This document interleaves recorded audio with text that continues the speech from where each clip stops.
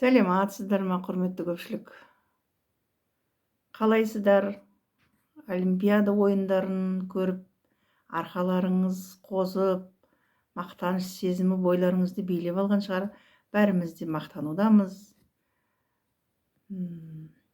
Бірақ соның арасында анау Ахметбек Нұрсилла сияқты көре алмайтындар да бар екен. Халық көп болғаннан кейін бес саусақ бірдей емес қой. Біздің Жамбыл облысының ардақты азаматтары Серік Қонақбаев, Жақсылық Үшкембіров, тағы да басқа олимпиада чемпиондарының арасынан шыққан. Негізі олимпиада чемпиондарының қатарын көбейткен Елдос бауырымызға көп рахмет. Ол жайлы Фариза апамыздың бір өлеңін оқыған болатынмын. Қазір айтайын дегенім басқа тақырып.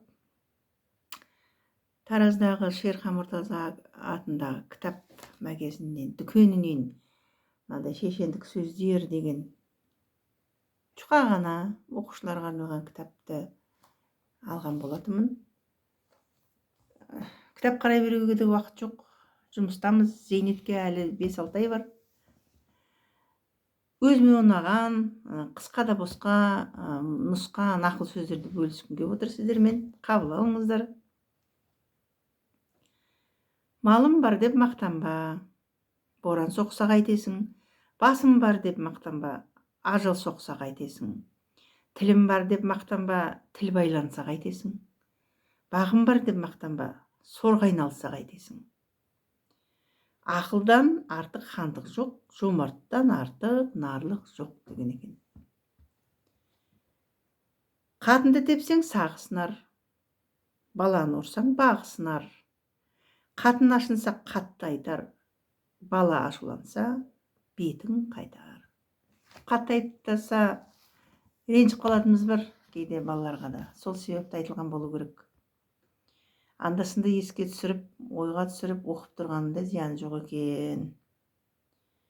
Тасыма жігіт, тасыма, тасыған жетер басыңа. Ителгідей томсарсаң, кім келеді қасыңа? Күшігендей солқылдап, күлгенің не досыңа? Аталы ерден би туса, халықтың пайдасына жанасады. Жақсы адамға мал бітсе, ағайынның жоғына қарасады. Жаман адамға мал бітсе, көрінгенмен итше таласады дейді.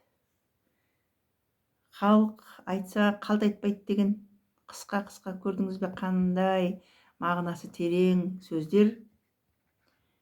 Келесі, құйрығы суда болса да қуырамайтын құрақ жоқ.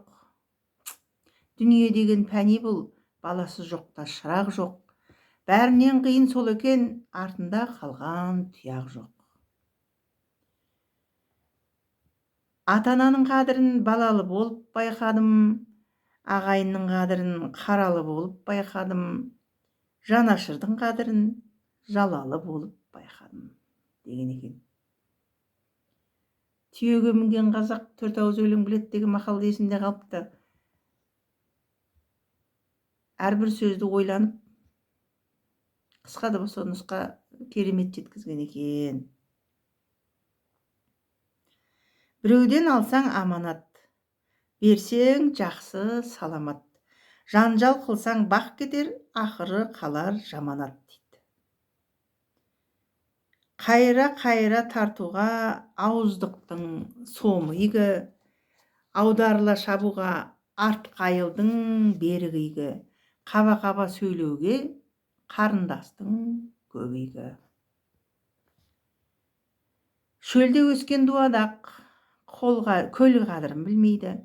Көлде өскен қоңыр қаз шөл қадірін білмейді. Тауды жайлап тас төскен ағайыннан басқа өскен ел қадірін білмейді деген.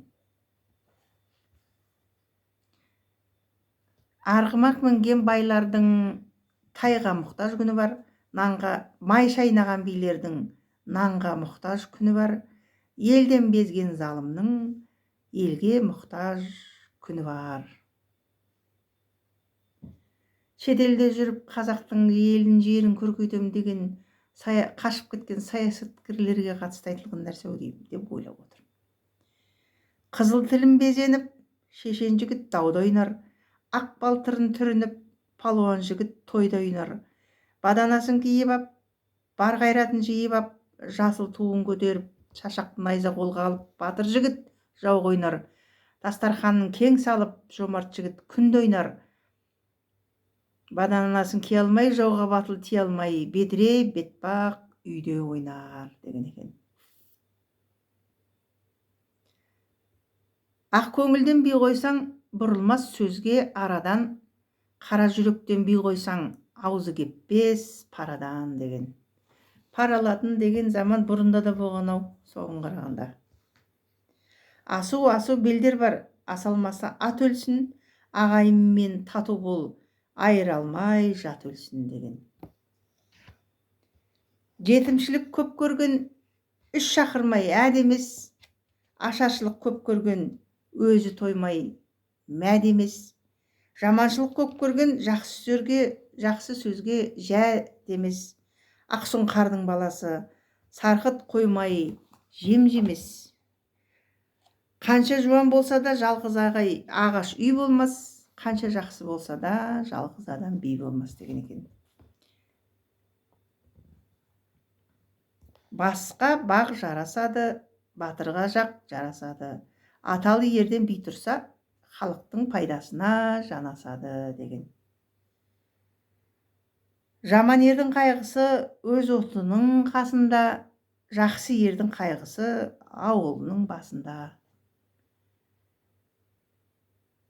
Жаман еркектің басын жақсы әйел хан қылады, жақсы еркектің басын жаман әйел дан қылады деген. Міне сіздермен бөліскім келген ақыл сөздерім осылай. Амандық саулықла жүздескенше сау саламатта болыңыздар.